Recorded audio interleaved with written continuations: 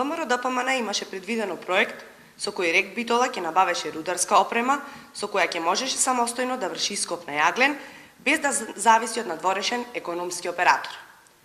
Стануваше збор за сериозна инвестиција која според направените анализи ќе се исплатеше во наредните 3 години.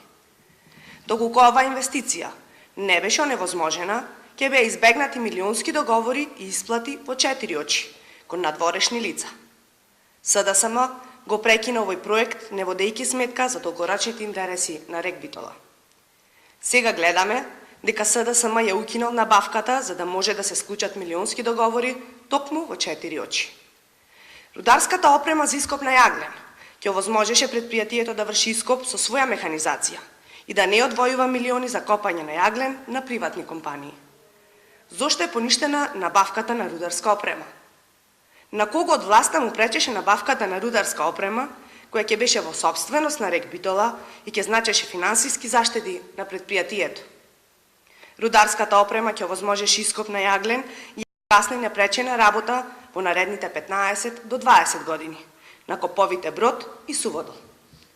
Поради неодговорноста на СДСМ, РЕК Битола, наместо да копа со своја опрема, одвојува 3 милиони евра за ископ на потребите за нецел месец.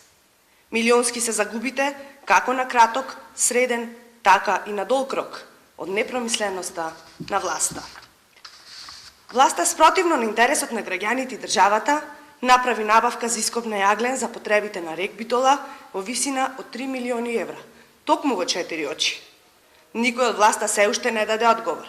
Дали се испочитувани законските процедури кои предвидуваат државниот орган да даде понуда за склучување на договор со следното рангирана фирма, пред да почне преговори во 4 очи. Власта се уште не одговори колку е разликата од цената што имаше второ рангираната компанија согласно законот за јавни набавки и требаше да го реализира тендерот и цената која граѓаните треба да ја платат со сделките на СДСМ во 4 очи. Неодговорноста на власта е очевидна. Парите на граѓаните наместо за подобрување на нивниот живот и за проекти за развој се расфрлаат за милионски